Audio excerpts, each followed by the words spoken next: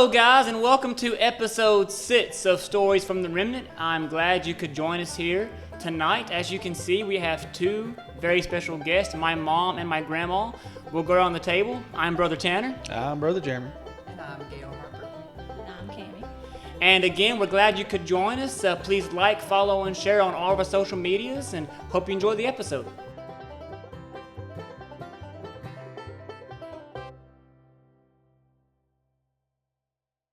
And welcome back to episode 6 of Stories from the Remnant.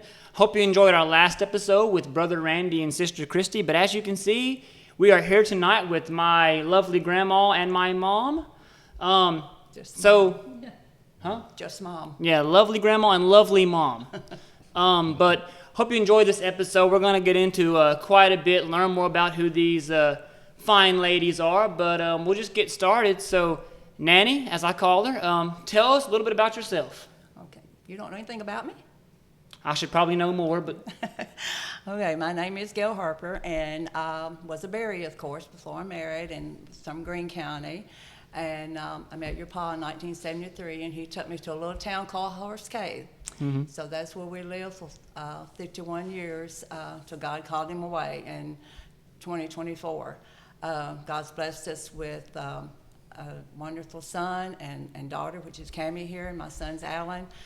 He's blessed me also with three grandsons, you, me, and the oldest, and I know you say the handsome one, but they're all pretty cute, I think. So, and then a granddaughter, which is your sister, and then I've got a bonus granddaughters. I got two, and then I got a bonus grandson, and more special than ever, I've got these great grandbabies. I've got Miss Jenny and Miss Malin and Bennett, and they are wonderful. Little Bennett, everybody says, looks just like Pa. Mm-hmm. And so I said, that's the angels sent him to me because they know that I needed that little man in my life. And tomorrow we're probably going to have the new baby. Yeah, but say we got one on the way right now. Yeah, we got one on the way right now. So family's growing. God's been good to us. I could never tell you how much God has blessed my family. It's just been wonderful. So we'll tell you more later if you want to know more. All right. Okay. And then Mom, who's the nervous one. Mine's going to be short and sweet. Doesn't talk very much. She wasn't even sure she was going to be on this episode, and we kind of forced her into it. But we're going to open her up out of her shell a little bit. So, Mom, tell us a little bit about yourself. I'm Cammie Harper. As name. Renee says, everybody knows Cammie Harper, so that's all I'm going to say. Well, I mean, my grandma pretty much covered the rest. I mean, she's got everything. She has two kids. That's me and my sister. She has 3 great-grandkids. No, not great-grandkids. She ain't that old. Lord have mercy. Lord. She has Babies. three grandkids. Yeah. My daughter, Jenny, my son, Bennett, and then her other granddaughter, Malin, my sister's daughter. And yeah, she's blessed to have 2 wonderful kids. And I'm one of them. So, first question that I wrote down, we talked a little bit about growing up last week with Brother Randy and Sister Christy. So, Nanny, what was Mom like growing up? Because I wasn't there back in the, I guess it'd be 70s and 80s and 90s. I wasn't around. So, what was Mom like when she was growing up? No, you weren't around. No, you weren't around when she was a kid. No. So that would be almost impossible if you'd be around when she was a kid. It's actually she was your fully mom. impossible. Yeah, that's impossible. Your mom was a good kid. Not just because she's sitting here beside of me, but she's always been a very good child. The only trouble I ever had with her is when I wanted to fix her hair. And we'd always get in a little fight or a little battle during that time. But other than that, your mom was a good kid. She never gave me any trouble, anything at all. She's a little on the shy side and timid, and like you see here, she doesn't say a whole lot, except when I'm being bad, and she scolds me for being bad sometimes. But anyway, she was a good kid. So I didn't put this in the notes, and this is off the notes. But you know, that happens sometimes. I just not thought of it. You said that Mom was a good kid and she never got in much trouble. No. However, I know one story. That she got in trouble? She got in trouble, I think. I'm really not sure how much trouble she got in, but can you tell the story? I don't know. Well, of Uncle Alan and Mom breaking the couch. I wasn't there.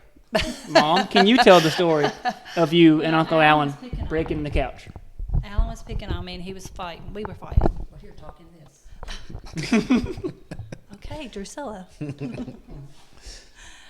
We just was fighting, and he threw me down on the couch and got his whole body on top of me and was hitting me, and next thing I know, the couch broke. And so about maybe 2 years, when Mom moved the furniture, there was a brick underneath it. So, but we didn't get in trouble then. The best part of this story is they put the bricks under it, and Nanny and Pa didn't notice because it's one of those couches that had the little cloth where you couldn't see under it. I mean, super like old model couch. And they didn't notice it for like, I don't know, two or 3 years. And then when they did notice it, they still had this couch when I was a kid. Like I remember I would lift up the little cloth and the bricks were still under the couch. Maybe upstairs. Yeah, upstairs. It was upstairs. It was there for, I remember when you got rid of it because you got rid of it for that red couch, and I always missed looking under there and seeing the bricks. So, having children of my own, obviously, going back to Nina Gail said that how Cammie was almost perfect. Almost perfect. Almost perfect. Mm-hmm. Almost perfect. She's the oldest. And with my children, I've got the oldest one, Hunter. He's not perfect, but he was a very good child. And then came Bryson. Mm-hmm. So I guess the question is. The question is. Go ahead. And we think, I mean, you got Jenny and Benny. Benny's perfect. But, I mean, he's, you know. Look crazy. So I know enough stories about your second born. Exactly. Being around the family as long as I have. Me and him run together, best friends. So I've heard just a lot of stories. So I'm wondering how many out there will chime in. Y'all need to do better. I'm going to get on your soapbox. Go Y'all ahead. need to do better putting comments. We appreciate 2 or 3 people, but I want to know if you folks has been blessed with multiple children. Is it the oldest is usually the best, and the second one, they can be pretty. Yeah. I mean, look at you. You was pretty good. You was a And really then look good at my kid. sister. And then Brianna. We Yeah. love Brianna. But Brianna, Bless her heart. yes, bless her Lord. But so I'm seeing a track, not track. What's the word? Pattern. A pattern. You have a really good child. You're like, oh, I can do this. And then by the time the second rolls around, you're like, I'm done. Now, Like- we wasn't. We had 2 more. I mean, we even see it with Bennett already. Now my wife Soren will disagree with this because Bennett's like an angel. he is a good baby. He is a good baby, but like compared to like Jenny, he cries so much more. He's so much more needy. It seems like. Yeah. He's more attached to his mom, which, I mean, makes sense, I guess. She wanted a boy so bad. I think she, I don't know. I think Bennett's gonna be a mama's baby, and Jenny's gonna be a daddy's baby. But we'll see how that goes. But yeah, I think Bennett, in my mind, and maybe it's just because he's a boy. I don't know, but I feel like he's gonna be a little more wild and a little more crazy than Jenny is. I don't know. It may be deja vu of Cammie and Alan. Could be. I'm just saying. Yeah. Could be the exact It could be situation. the same exact And situation. then you're in trouble because, Alan liked to pick on his sister a whole lot. I've been going, oh my gosh, let me get home tonight and my house be together, But thank God, neither one of them killed each other. Or he didn't kill her. I think he tried to. But he did. I think he really did. And he tried to kill his cousins and everybody. He pushed my wife down the stairs. Yeah. He did that to me too. Oh, did he really? Oh, mercy. He But was he one of her also got stories. his share, not from me so much, but his dad, he got tore up quite a bit. But he turned out pretty good, I guess. Yeah. Yeah. So, talking about the family, speaking of the family, back in the 70s and 80s, again, when I was not here, obviously, what did a Friday night and a Saturday night, like, what did that look like when they were growing up? Sounds like WWE. Yeah. Who needs TV? They just, He did love who wrestling. needs Yeah, I TV? remember They that. just fought. They just He had fought all the right there in wrestling living room. figurines. So, yeah, what did you guys do for fun? I mean, I don't know. Well, back in, Cammie was born in 1975, so needless to say, we didn't have a lot of money back in that time. We still don't have a whole lot of money, but God has blessed us, and we have probably more than we deserve. But Friday nights, of course, we had meals at home. Just about every night I had menus pretty much set because I had to, because budget planning and things like that. So on Friday nights, we'd have our meal, and then the kids, they could go outside and play and ride their bikes, do whatever till dark. And that's pretty much what they did on Friday nights and Saturdays, because we didn't do a whole lot. It's not like today where, you just go, go, go. But I do remember that when they got older then and started playing t-ball and softball and basketball and in the band, oh my gosh, on Friday and Saturdays you run. But because they were gone competitions and playing ball and everything, and they were really good at what they did. And Paul, and we were really involved. I rode the bus with them on Saturdays to the band. Me and another lady, we braided hair. And your Pa, he rode in the equipment bus, and so that's what we did on Saturdays. And this happened on Fridays and Saturdays usually, yes, right? Yes. And was Pa a pastor during this time? During that time, he was not. But then were you going to church every Sunday? Probably so. Mm-hmm. Yeah. So I want that to be known. I'm making a point here, is that it's possible. Yeah. I mean, when you're out all night, those band competitions, I was never in band, but I've heard stories. They would sometimes go until, early in the morning sometimes. Early in the morning sometimes. Yeah. Mm-hmm. And they would still get up and go to church the next morning. For the most part, yeah. Yeah. So Yeah. it is possible. Yeah. I think, I'm not mistaken, but I don't think I'm wrong on this, but we were going to church because we went every Sunday. And one Sunday, I think Alan had a tournament or something. I'm not sure. You had to maybe help me. That's when he broke his leg. I'm not sure, but he always played hand catching. And that Sunday we didn't go to church. We messed up that Sunday. I think maybe it was, and I'm not sure. But anyway, he ended up. They put him on first base instead of hand catching that day. And you know how you run off first base to go to second, and the little guy, or big guy, ran back and fell on his leg. And he fell on his leg twice. So he had got a broken leg that day and ended up with surgery and all that stuff. I'm not sure it's the same time, but I'm almost thinking, because I thought, well, we should have went to church today. Yeah. But I'm not sure about that. That same thing happened to me later in life, obviously later on down the road, but that was on a Saturday, and I missed church on Sunday because I had to have surgery. But something about our family and first base and injuries, because I was on first base too when it happened. I thought second base. I was on first. Oh, was it? Okay. So yeah, so I don't know. If you're in I'll make sure that neither one of my kids play first base, because apparently there's some kind of trend going around. If you play first base, you're gonna get hurt. Yeah. So your husband was a pastor. When was that? Do you remember the years? I do not, Tanner, I don't remember the year at all. Probably the 80s. Okay. He wasn't pastor very long. It was just for a short period of time till we got a new pastor that he filled in pretty much. So I don't really remember what year it was for sure. What was that part of your life like? Even though it was a short period of your life, what was it like being a pastor's wife for a short period of time? It was stressful at times, but we prayed together and sought the Lord together. Of course, you're always, as Brother Jeremy knows, you're always concerned about your flock, and if they're not attendants or whatever, you worry and concern about them. And I think more today, it's more stressful problem than it was then, because people are more busier today. Yep. Seem like than they were then, and so it's really taken away. But we really enjoyed working with the people. Had good people there, and but it was a hard task. But I think the good Lord, he wasn't in the pastorship very long, so we got another. He didn't want to be very long, so. But he did a wonderful job while he was pastoring. I have to say that. He now, can you tell the story again? Not on the notes. I'm surprising you, but can you tell the story of when Pa got saved? Or maybe he wouldn't save. Maybe he was rededicating his life. But can you tell that story? Didn't another pastor come to his house or something like that? Yeah. Of course, I was raised in church and knew all about God. That don't mean that I always lived maybe like I really should. As we all grow up, we do things. But he wasn't raised in church. He did go, I think, occasionally, whatever. And I remember this is even Roger Porter.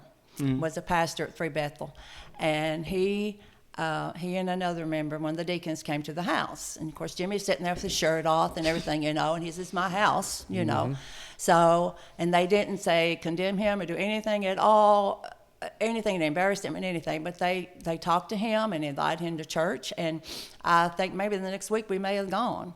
And a few services after that, then he dedicated his life to the Lord and never strayed. In all the years that I known him, he never strayed away. And I say that because that's something you don't see anymore. You don't, and maybe it's because of the safety aspect. I'm not sure. That's probably part of it. I'm sure we use it as an excuse.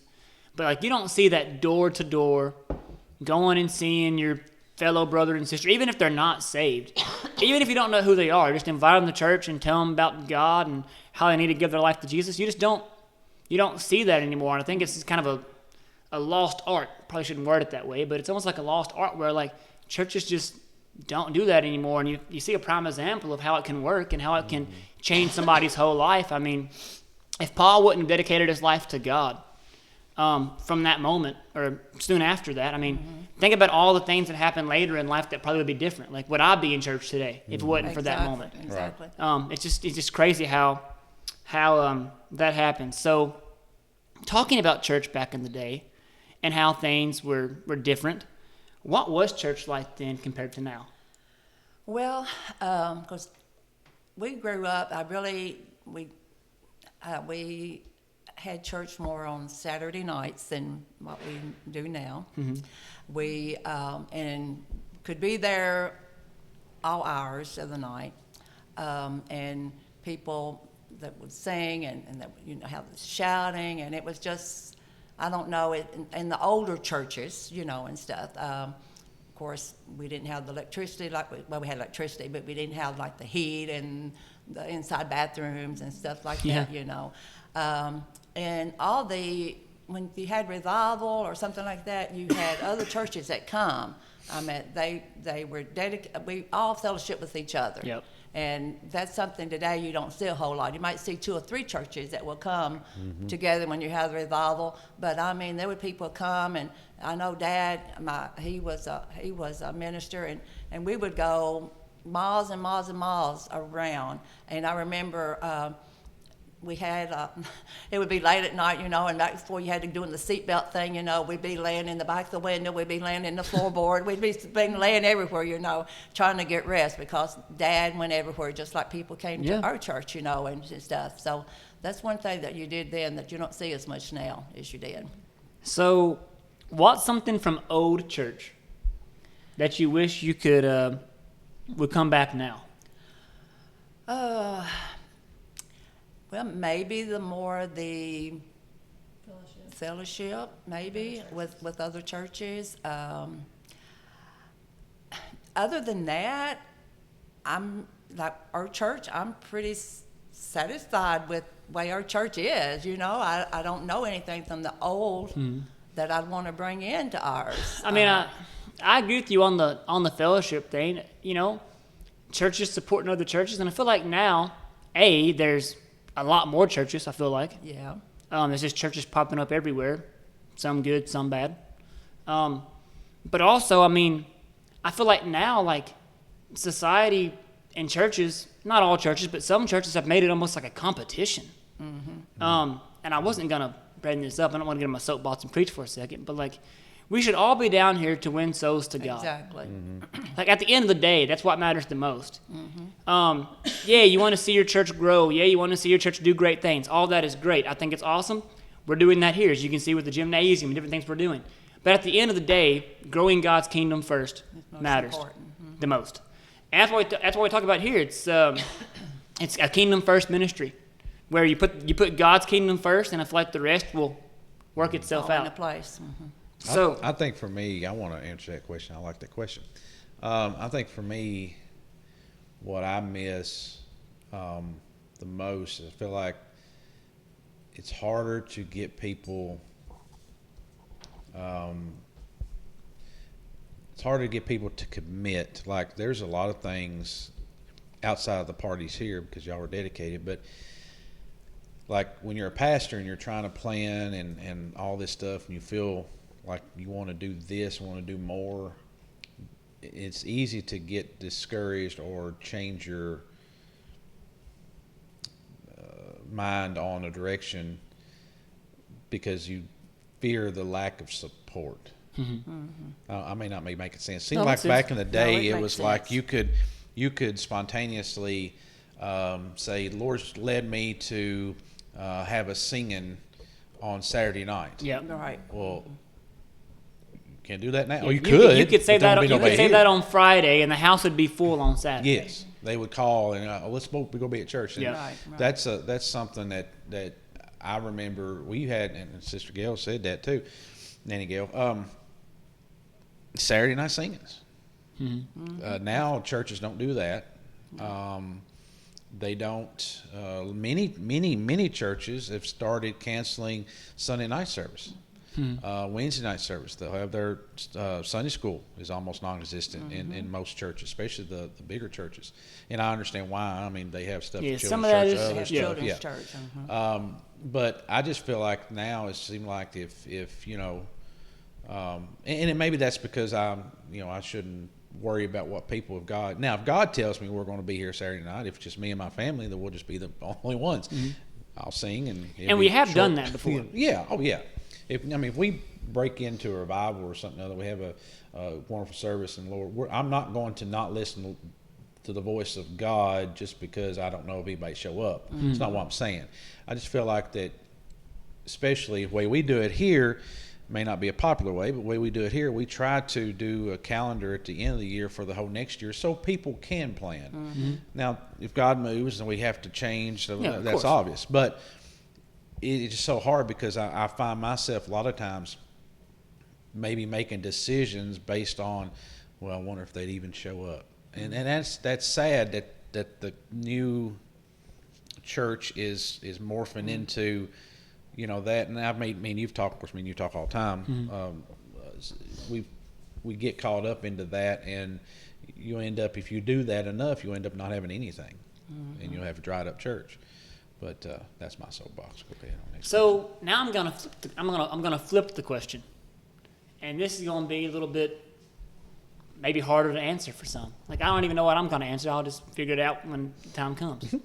But what is something in today's church that you think has evolved and gotten better than it was in the old church? Dun dun dun. I think when used correctly, social media, i.e., podcast or IE or EX. I say EX. You say I. It's a generational Yeah, difference. IE, EX, ABC. I don't know, but that was on the last podcast. You'll see it. We had that conversation. So, I think the social media, when used, how much more of the word could have got out through those pathways. 20 years ago, we didn't have Facebook Didn't Live. have that. No, it wasn't. There was nothing. Now back then you'd have to go door to door, and now you can reach the whole world in a matter of. But seconds. also, has that limited us because, we got do we not go door to door because we got? Because you got these other. That's true. So means there's Yeah. a There's a give and take. yeah. yeah. There's a give and take for sure. I mean, I have answers that I would answer here that aren't very popular, so I'm not even going to throw them out there. I think there's good in the old, and there's good in the new. And I feel like our church, by the way, another plug here, I've been doing that a lot recently. I feel like our church has a really good balance of that. I feel like we have a really good balance of, I feel like anybody from the age of 1 to the age of 101 Exactly. would fit in here. Right. We sing old songs, we sing new songs. We go bowling and have family nights, and we've played bingo. I mean, there's just Not No. money involved, Not money. bingo. Okay. Let's clarify that. Yeah. Not, I didn't know- not bingo for money. Yeah. I'm so innocent. I wasn't even thinking about the other bingo. Yeah. I just know how some people's minds Yeah. work. Not They're that gambling bingo. down there. Yeah, we're not gambling now. at the Remnant Church. We play bingo and we win cotton candy. So, speaking of generations and generational differences, Nanny, this is for you because you're the oldest. What did you have to say that You didn't have to for? point that out. I didn't mean that in They a, know in that a, by looking. I didn't mean that in a bad way.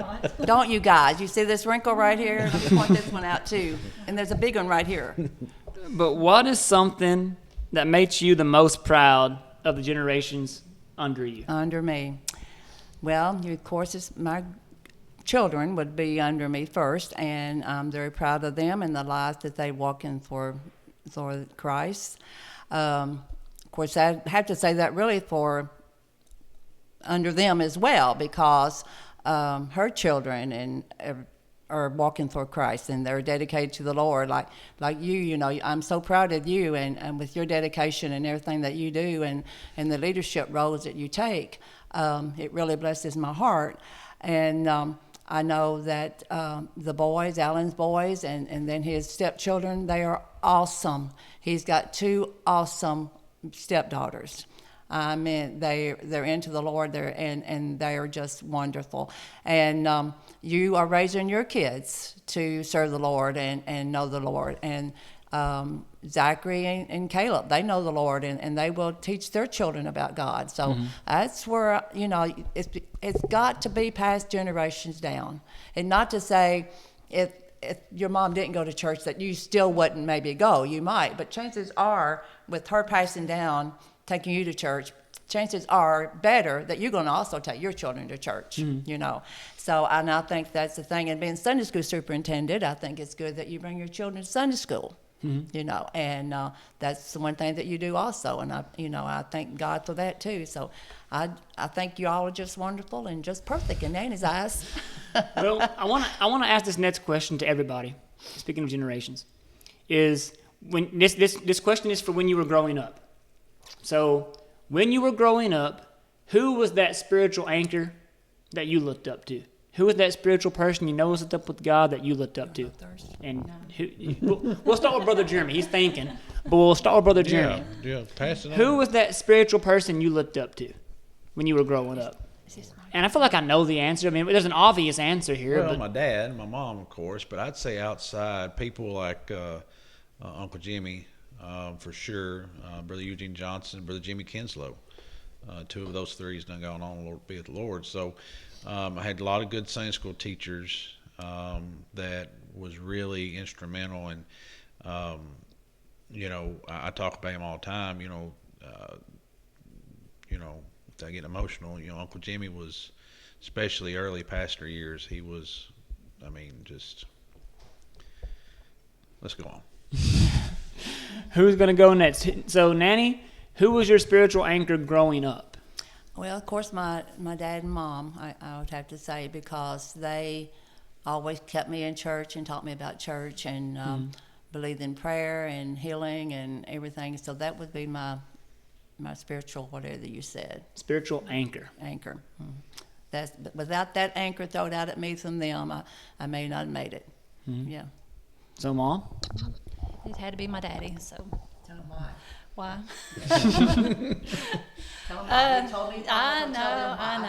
I know early in the mornings when I was a child, I remember waking up and hearing my daddy in there praying. And I'm going to cry now. So that's it. I have more, but I can't say it, so. No, I would say for me, and the obvious answer is Paul.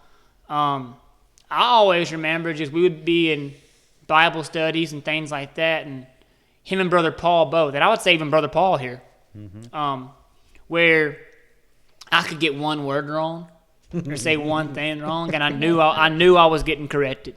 It didn't matter how hard I studied.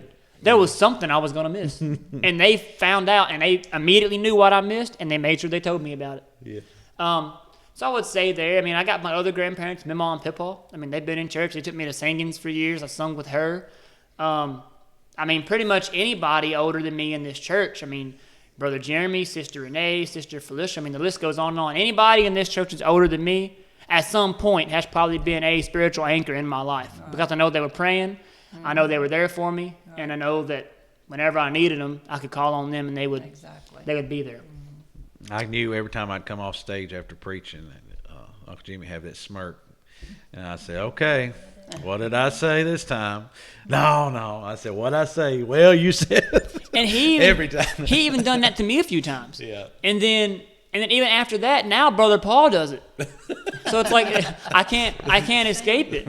Like I could preach a message and feel like, or teach a lesson especially. I could teach a lesson, and I've studied it out. I mean, I've got notes upon notes upon notes. I've made historical timelines. I've studied all the textbooks, and I feel like, you know what, Brother Paul, I've got you this time. And there's something that I've missed every single time. There's something that I've missed. So, what's a moment in your life where God really showed up for you? I can see the wheels turning.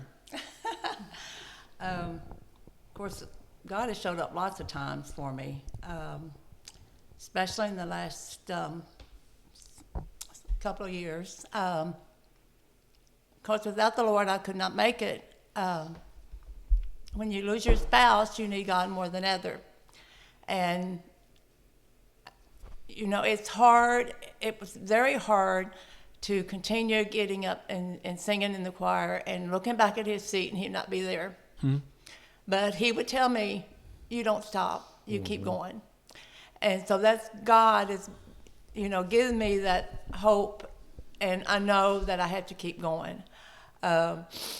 So there's many times since his death that, you know, I've called on him late at night and cried, but that God's been there to help me through it. But and other times too, you know, sometimes when you're alone in your vehicle or alone at home, God comes by. I remember one time, and I don't know why, but I want to share this, but I was in my bathroom and I was painting the cabinet doors, and all of a sudden God starts speaking to me. And I don't think I'd ever had a blessing like I had sitting there on that floor with that paintbrush in my hand. Thanking him for his blessings and how good he was, you know. And I love those moments. Yeah. You know, and I'm guilty there's not enough of those. I wish that every prayer that I prayed was like that, you know. And it can be, I know. Pastor keeps telling us that. His wife keeps telling us that, you know. And it's just getting in there, searching for the Lord. But I remember that one time, and I'll never forget. And I thought, well, I'm going to share that. If it comes up where I can, I'm going to share that. Just sitting there crying and trying to paint. I mean, I feel like everybody at some point, and it's not gonna happen every single time you pray. I mean, it could, but everybody can point back, especially if you're a Christian, obviously. Everybody can point back to a moment where God just showed up out of nowhere, and was there whenever they needed him the most. Mine's always happened. I preached on last Sunday about how I went up to my back porch and just needed to talk to God, and he came by then, or in the work truck. I don't know what it is about Fastenal work trucks, but he'll come into a Fastenal work truck and sit with you every now and then. Just things like that. I mean, I can go on and on. Anything you have on that, Mom? A time that God really showed up in your life, and you just maybe when you didn't expect it or anything? Well, he's always been there for me. You know, being a single mom, and you know, things has been rough. You know, but if you don't trust in him, you know, that's, you know, I don't know where I'd be if I didn't trust in him. So he's always been there for me. And let me say this about my mom: she is quiet. Well, hold up. I'm not gonna say what you think. I'm not gonna say what you think I'm fixing to say. This is a serious time. Now, if people out there watching, you probably know what I'm thinking, but that's not what I'm saying. What I was gonna say was, my mom is very quiet. And this is probably one thing you don't know about my mom. That's the next question, or one of the next questions is something that people might not know about you. So get ready to have that answer. But my mom is quiet. You probably don't see her say a whole lot in church. You probably don't see her. I don't know. She does a lot of things behind the scenes you would never know. How do I know that? Because I have felt her prayers. I know she's praying. I know she's dedicated to God. I know she prays to God. I know she's lived a good and faithful life to God, and she's tried to stay on the right track. And as far as I know, she's not really done anything wrong. I can't point to one time she's done anything just terribly wrong. And it's hard for anybody to say that. So yeah, I mean, she's faithful to God, and I believe she prays to God multiple times a day, every day. And you would never you might not think of my mom whenever you think about things like that, but it's just the truth. I think Brother Jeremy's mom was a lot of the same way. Didn't say a whole lot, was quiet, but yet was praying all the time, was close to God. I mean, I've never met anybody more innocent than Sister Jenny. Right. She was a good person. So just things like that. Sometimes a person doesn't have to be super outgoing and everybody knows who they are for them to be connected and faithful to God. It's those people that can actually sometimes hear from God the most. Why is that? Because they close their mouth and they listen.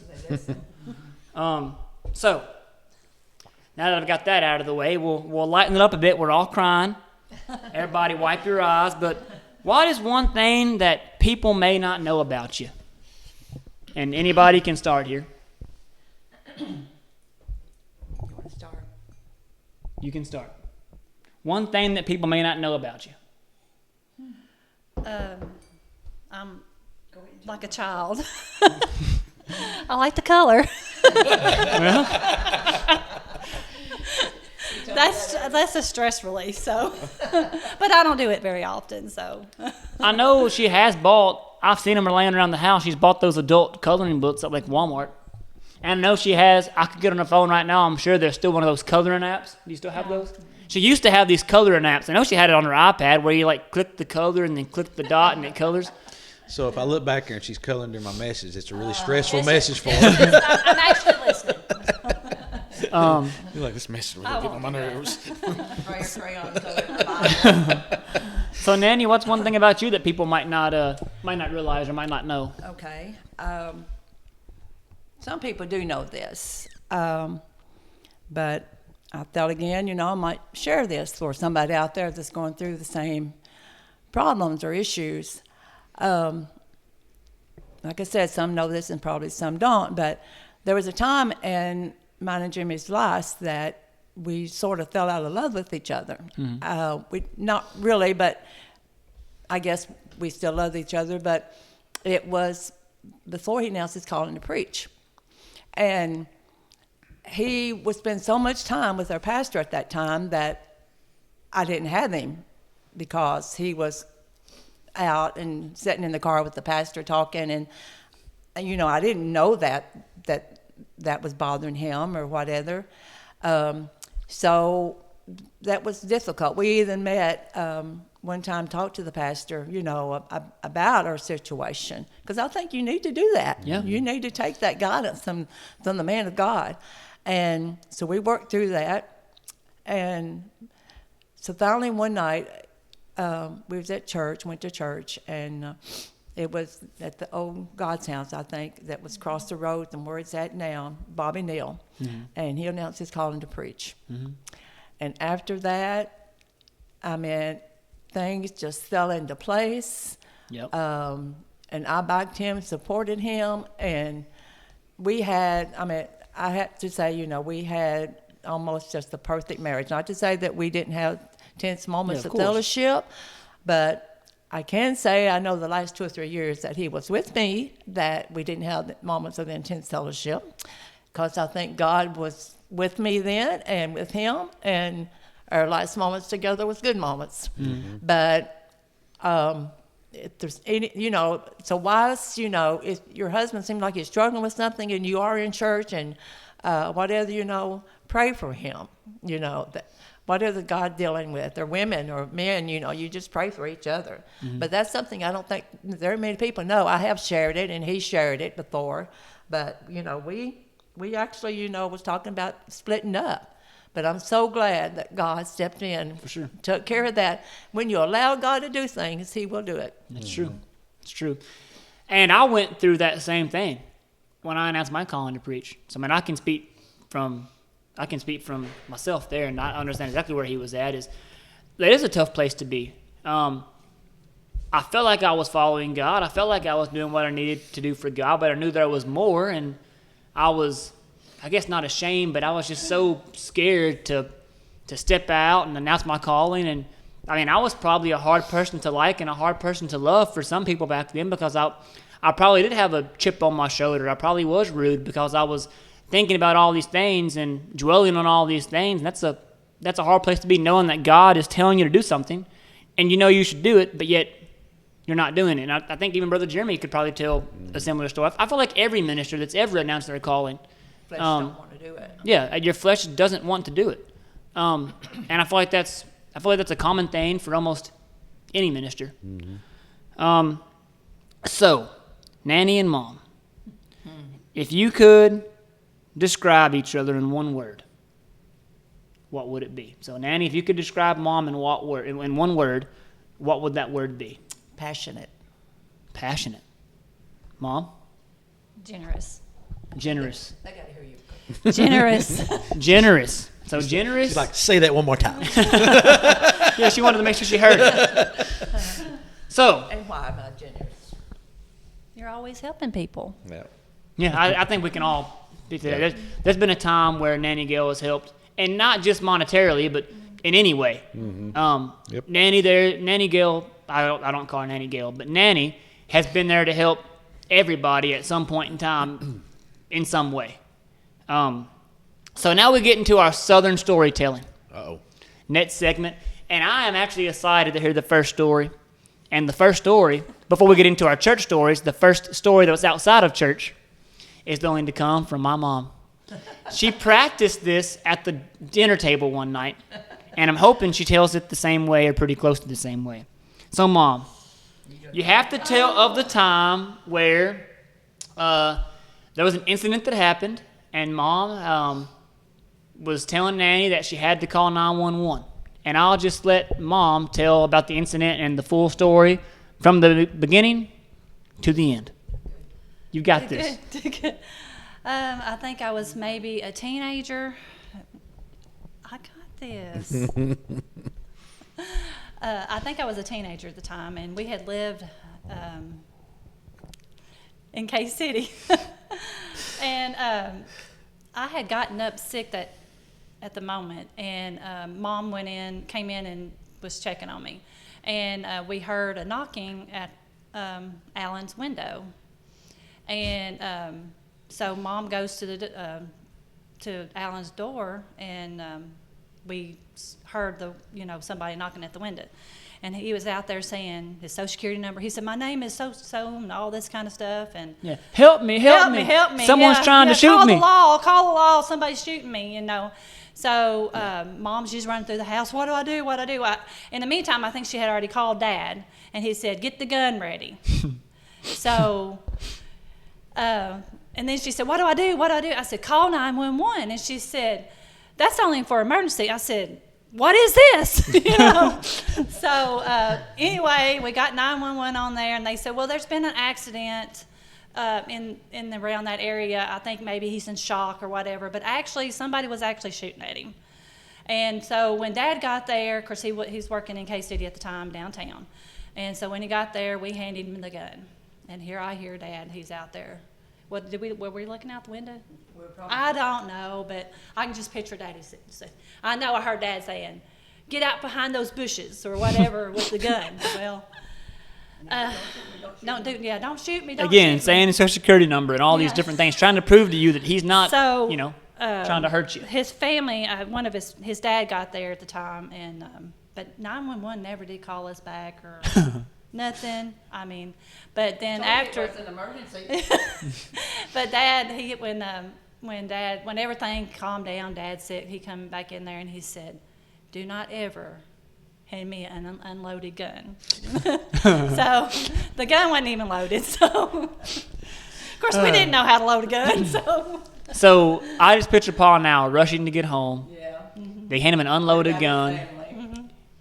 I mean, there's nothing he could have done. If it would have been a serious, life or death situation, which could have easily been, there's nothing he could have done. They handed him an unloaded gun. And I could tell you a story about Renee and Felicia.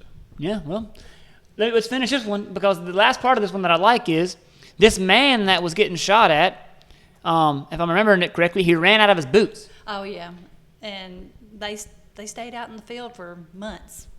It was really muddy. Yeah, well, it was cold. It was in the winter, so. Yeah. So yeah, every time I think of this story, I just think of Paul getting an unloaded gun out there like Barney Fife with no bullets in it. Dig in his pocket. Yeah. Bullets in his pocket. Having to act all tough like it is loaded and nothing he could have done. Anyway, so what's the story of Hernán Felicia? Are you going to tell it, or are we going to save it for a future podcast? Yeah, I'll go and tell it. There's right. so many. I mean, I was working at Walmart, third shift manager at the time, and Renee calls me frantic. Her and Felicia, it was in the summertime. Her and Felicia was down at the house, I guess on the front porch. She's like, Jeremy, there's something going on with neighbors. I said, what are you talking about? She said, they're screaming, and we keep hearing loud bangs. I think they're shooting each other or whatever. So I said, well, you need to call somebody. So I left work, went all the way out there. And the neighbor, the police come and shine the light and everything else, sheriff, and come and they knocked on the door and said, is everything okay? The neighbors heard gunshots. Oh, yeah, no, we're fine. They had the garage door open. There was a mouse in the garage. She was screaming to get the mouse, and he was trying to kill the mouse with a shovel, and it was sounding like a gun. Oh, my gosh. I worked with two volunteer fire department people at Eastern Elementary, or Eastern Fire Department, East Barron, which is right there next to the house. I got back to work. They know where I live, and they had the whole story. So the rest of the night, I had to hear about my wife and her sister calling 911 over a mouse and a shovel. So I've dubbed them the name the Great Mouse Detectives. So I mean, in their defense, I could see how that could sound like a gunshot, and hearing the screaming, I mean, I could see it. They crazy. I mean, it is kind of crazy. That's the first place their mind went. Yeah. And I heard the screaming. But I mean, yeah. I get it. So we're now gonna get into one of my favorite parts of every episode, and it's hearing some different Southern church stories. And it can be from any time that you've been in church. So I'll have Nanny start. What is a funny church story you can think of? Okay. I don't know if it's really funny, I guess, because your pa, he really laughed about it. Of course, he would. He'd get tickled real easy at stuff and make a big deal out of it.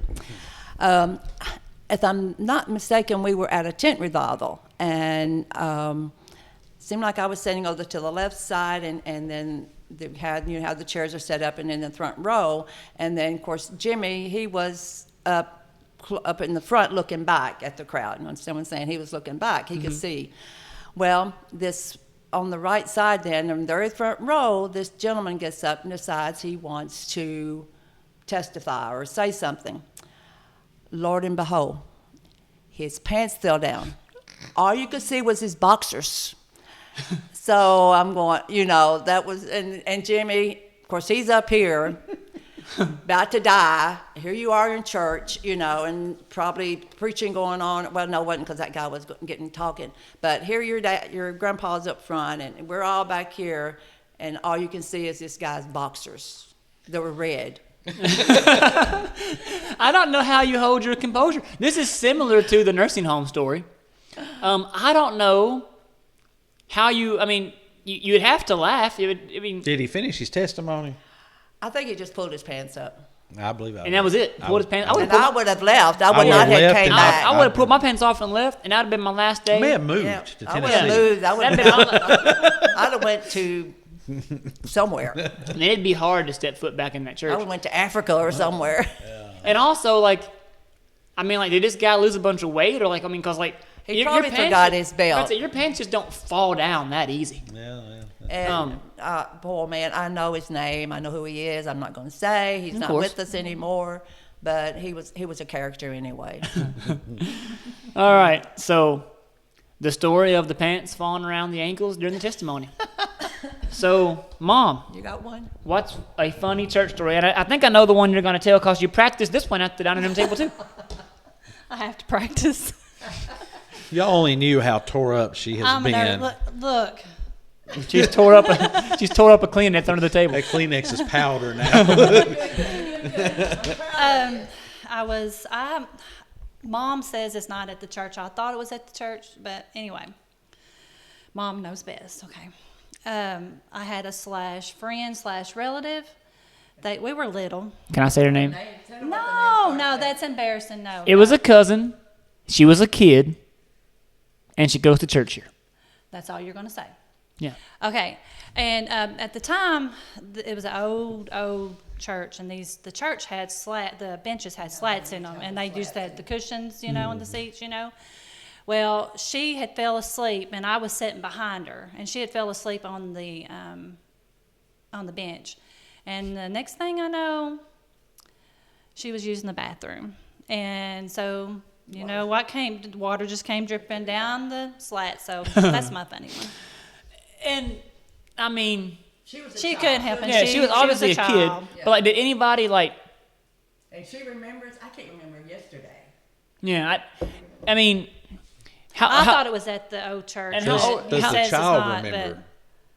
I'm not for sure. She was asleep, so I don't know for sure she remembers. So to that this or not. day, she might not even know that That she did she that. done this.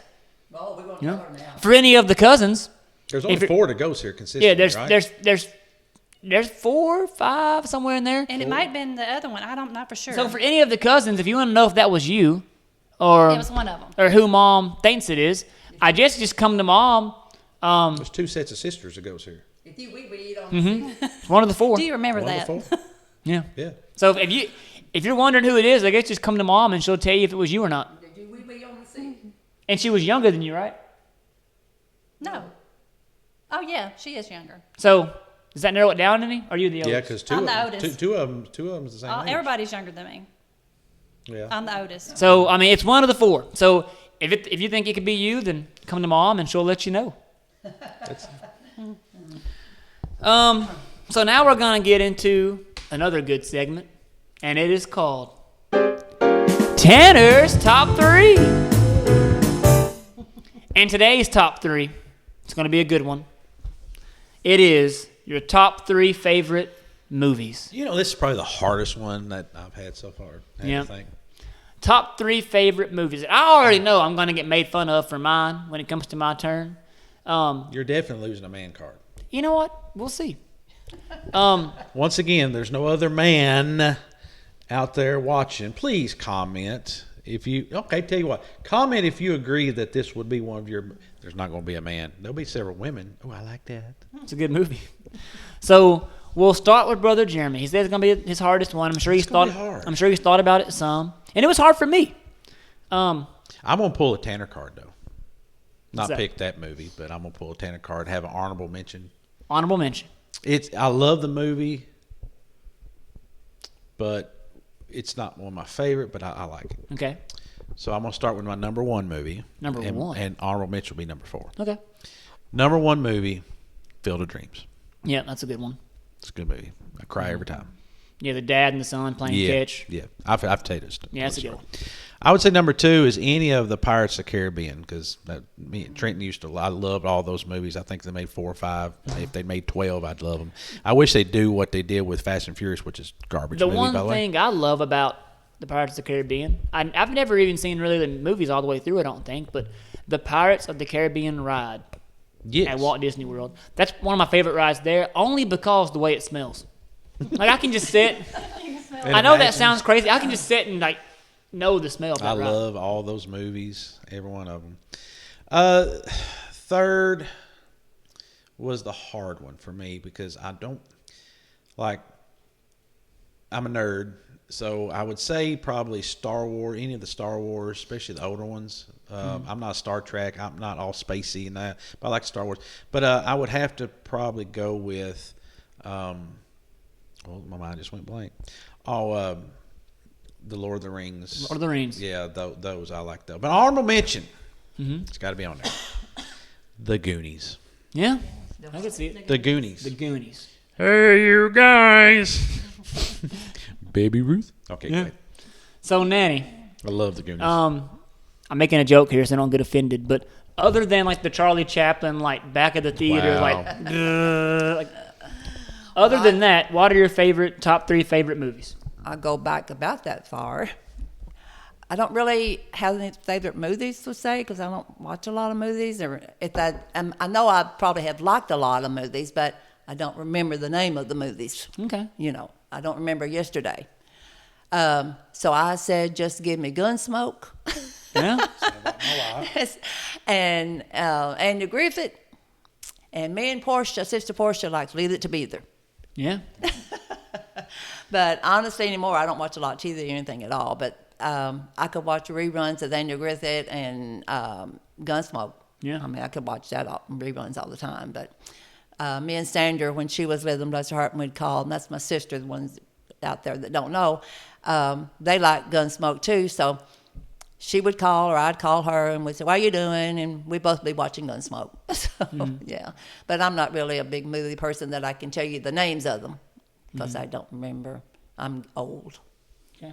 Mom, top 3 favorite movies. I'm a big kid. Let's hear it. I guess Still Magnolias. That's not a bad movie. And then you don't like it? No, I was going to say, like, if I lose my man card for one of mine. I didn't say it's my favorite. I just said it's not But a I'm bad a- movie. Okay. And then I can dig that a little bit. here's my kid ones. Mary Poppins That's a good one. and The Wizard of Oz. Yeah, I can see that. So, I never was a fan of Wizard of Oz. huh? Droopy Dog? Oh, you love Droopy. Just give me Droopy Dog. Oh, he's so funny. I love Droopy, Droopy, the cartoon? Dog. The cartoon Droopy Dog. Yes. There's one cartoon, and I wish I could find it. I'll never forget, we were showing Nanny a cartoon of Droopy Dog, and it's the one where if you can find this clip for me, got it. please.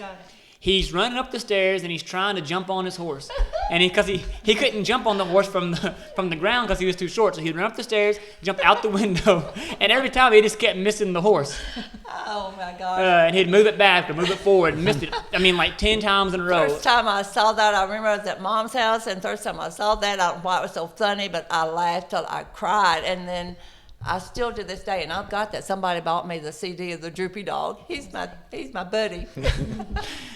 So, Still Magnolias, Mary Poppins, and Wizard of Oz.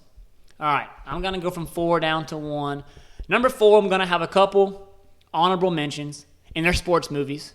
The Sandlot, Happy Gilmore, any of those sports movies, Angels in the Outfield. Like, I love those sports movies, but they're not in my top 3. Number 3, I'm going to have to go with Forrest Gump. I think it's because I like history so much. Like, I mean, this man just done it all. And I get to we get to go out throughout history and see it, and it's almost like a behind-the-scenes look at history. It's a great story. Forrest Gump, number 3. Number 2, the one that I'm going to get made fun of, and I do not care because I've watched it 10 times. I have the CD, and I might go home and watch it tonight, and that is Forever My Girl. I don't know why, I don't either. but I just love that movie. It never gets old. I gotta watch that. Yeah, we're watching it later on. Forever My Girl. I'll give you a little bit. I'm not gonna have any spoilers, but like just the man that gets famous. He's a famous singer, becomes a famous singer, and leaves his hometown and left his girlfriend there, and comes back 7 or 8 years later, and they fall in love again, and just the full. I mean, It's a Hallmark movie at Christmas time on steroids. no, it's like a good version of a Hallmark movie. It's like if Hallmark movies were good, They're terrible. it would be Forever My Girl. You watch one Hallmark movie and you've seen them all. Yeah, but this is different. How? I don't know. It hits me. You just It hits me. described a Hallmark Hits movie. me right in the heart. Like it's just so good. Oh, Lord. And the songs about coming back home and man. Anyways, number 1. Oh Brother Where Art Thou? Oh my gosh. It's the number. It's probably I can't think of a better movie ever written. I mean, the Coen brothers knocked it out of the park with Oh Brother Where Art Thou? The soundtrack. Pretty sure it won Soundtrack of the Year back then for a bluegrass album. To win Soundtrack of the Year at the Oscars. I'd say that's a good movie. Like, Oh Brother Where Art Thou is where it's at. I watched it every day when I was like 2 and 3 years old. Is you is or is you ain't? My constituency. Do not seek the treasure. I was gonna tell you to say that. Do it again. Do not seek the treasure. We thought you was a toad. I mean, there's so many great. How'd you do that? Like Andy Griffith on there telling the Yeah. How'd you do that? There's just so many great quotes to that movie. I mean, I can go through a day. Every day, I'll think of it. There's a point. There's a time of every day that I've lived. I've thought of some kind of quote from that movie. I don't know. What was she telling him? He's not. You're not dignified or You're not bona fide. bona fide. You're not bona fide. Yeah, I mean, there's just so many great quotes from that movie. It's Diaper just, Dan, hair tonic, yeah, whatever it is. Dapper Dan, and just all these different things. I mean, just such a great movie. And I'm gonna tell a story here, and I'm gonna leave a gap in case I have to take this out because I'm not sure I should put this on the podcast, but I'm gonna tell it. I watched this movie every day when I was like 2 years old.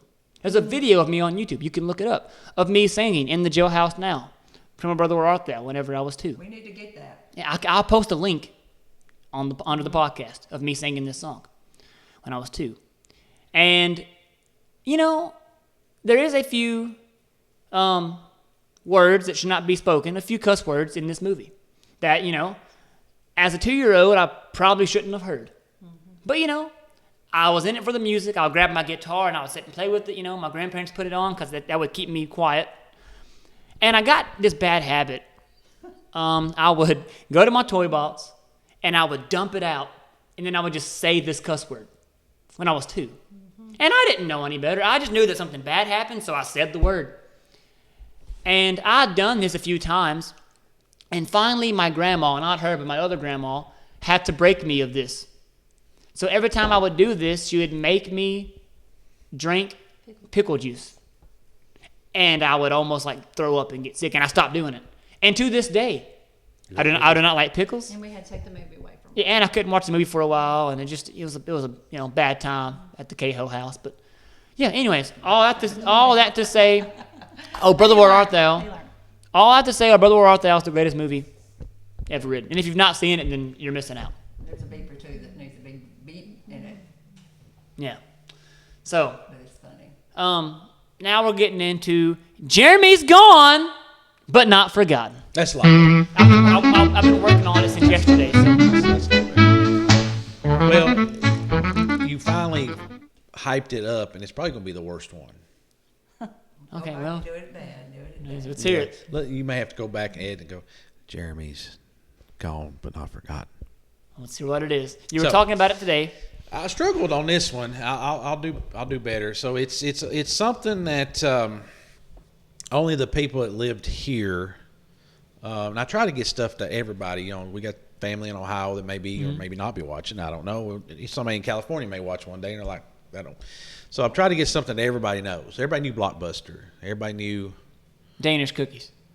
I thought they did. Y'all know Danish? Y'all ain't seen it yet. Never mind. We'll scratch that. Spoiler alert. Sorry. But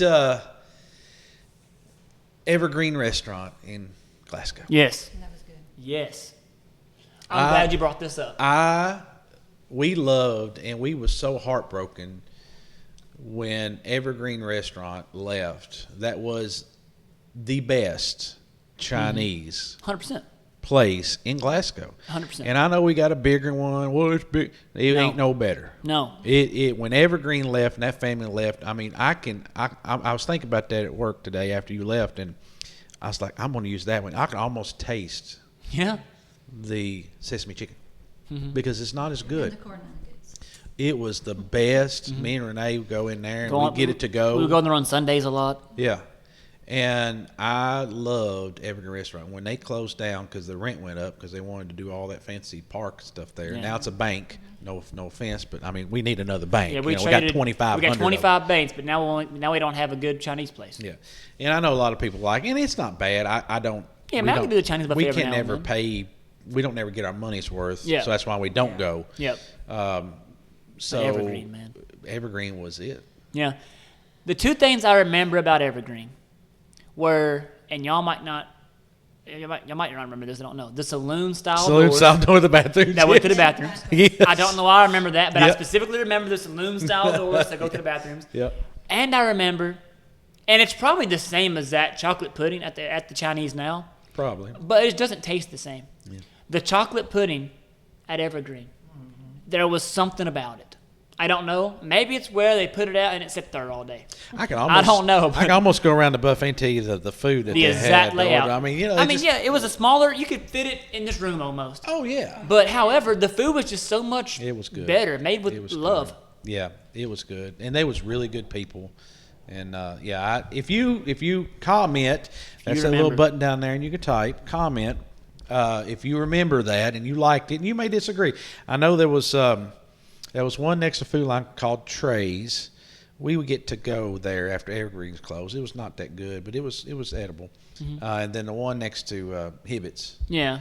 Yeah. Not bad. What's the name of that one? I can't think. Well, I better not. but whenever I don't know. China King.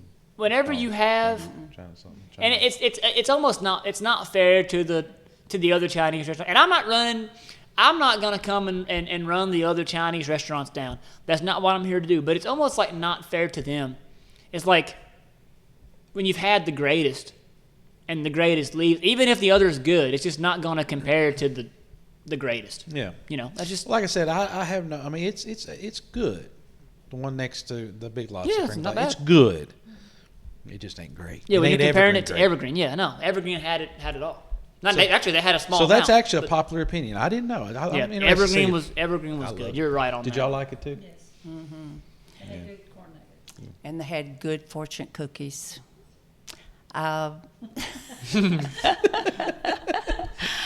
You get them little papers out. I kept mine forever because what it said came true.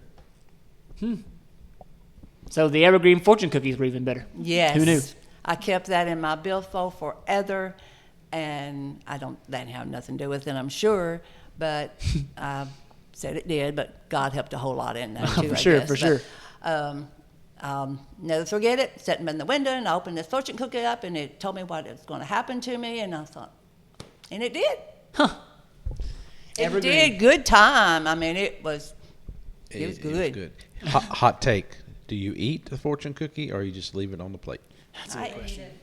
You eat it? I eat it I don't sometimes. like I grab it on the way out, and I might have like a bite of it. Uh-huh. But then I always read the fortune, 'cause- I don't ever read a fortune. I mean, I don't Oh, you ever should. read it. It might come true. Oh my gosh! Be my luck. I'll be the only one out of 50 that That one comes through. you will have a bad day tomorrow, I say. Yes, you're right. That's my luck. I'll never I mean, I've never. forget. I don't put my faith in fortune cookies, obviously, but I mean, I do read them just to see, I just You never know. the taste. I just never. Ugh. Yeah, Jenny likes them. Does she? Yeah, she'll eat a fortune cookie. I don't know. Yeah, that's been Jeremy's gone, but not forgotten. I don't know if you can find anything to show the old restaurant. I can find a picture of it. I'm sure. We'll see. If I find a picture of it, I'll Most post it, everybody here in obviously. Glasgow probably knows or is from this area. I'll do better next time. But that was on my mind this morning. And before we go to our next segment, let me say there is a Chinese restaurant that I have ate at that is similar in taste to Evergreen, if I'm remembering correctly. Probably the best Chinese restaurant I've ate at since Evergreen is in Somerset. Oh, it is good. You've The ate- one in Somerset next to Walmart. The one in Somerset It next to is Walmart. phenomenal. Me, Yes. Pa, and Nanny ate there one time on the way to the Smokies. You remember that? That was a good Chinese restaurant. I'll tell you a good story on that. Me and Renee, my wife's sister Renee, liked it so much. We drove from the house. Somerset's about an hour and 10 minutes away. We drove from the house to go eat at that Chinese restaurant and come back home. I pulled in the drive. Renee said, "Where's my purse?" Oh no! Oh, I had to turn all the way back. I went back to Somerset to the Chinese restaurant, got her purse, and drove back. So I did 2 trips to Somerset and 2 trips back home just for Chinese buffet. That's how good it is. Yeah. It is really good. It's not a short route either. No, it's no. not. But it is a good It is Chinese very good Chinese restaurant. Chinese is. restaurant. So we got 2 ask for our devotion. We done this last week with Brother Randy and Sister Christy. I asked them both to bring me their favorite Bible verse, and we just talk about it to close out. And the first one is Proverbs chapter 3, verses 5 and 6. Very familiar scripture here. Trust in the Lord with all thine heart, and lean not unto thine own understanding. In all thy ways acknowledge him, and he shall direct thy paths. But I'll let Brother Jeremy speak on that one for a second. I think it's a wonderful scripture. Trust is something that we have a hard time doing because we want to do everything ourselves. And but we just let go and let God. He's going to direct us, and he's going to give. Anytime we try to direct ourselves, we're gonna run off the road, and we're gonna mess up. And it's hard to let go and have that faith and trust that God's gonna. I don't know why, because we know He's directed us before, He's helped us before, He's carried us through the storm before. But it's even I have hard times, things like what we're doing, building the gymnasium and stuff like that, to let go, and let God. You want to take control.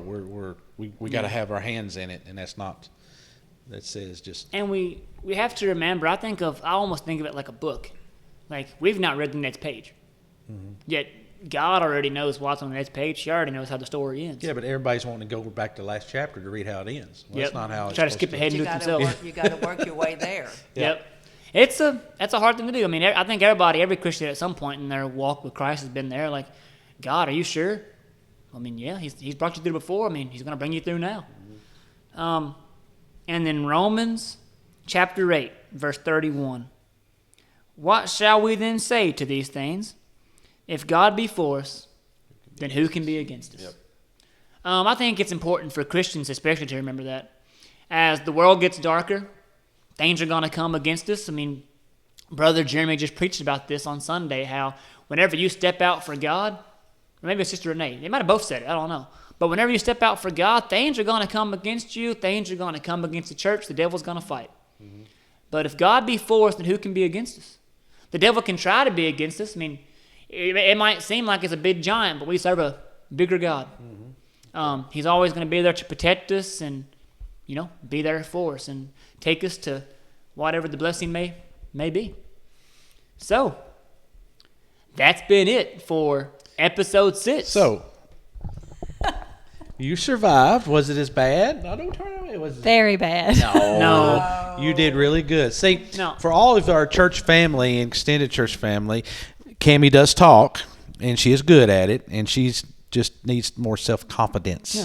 I might have her on again next week. Yeah. Hey, she may be the third co-host. Oh, a third host. Once in the last one. No, we'll have her on again for sure. I think people comment. Yeah. If you want to see, encourage her. if you want to see Cammie Harper on the podcast eventually again, let us know. And she has made a statement that I disagree with. She said that she supports our podcast. She said this will be the only one she don't watch. So when you are around her, when this gets released, every time you're around her, have that playing real loud on your phone, so she has to listen because she did good. Yeah, I think it was great. Let's share us out. Yeah, let's make this our most watched episode. Not only because I want it to be, but because let's get Mom's voice out there. We don't get to hear it very much. I think my microphone is possessed. Wait, we'll have to tighten that screw. We need to pray. But I'm hoping I've been able to hear you because it's been there on here. But anyways, this has been it for episode 6. Comment about Evergreen, about Mom, and all these different stories. Whatever you want to comment, but comment, like, and follow and share our podcast and get it out there for more to see. But that's been it for episode 6, and we can't wait to see you next time.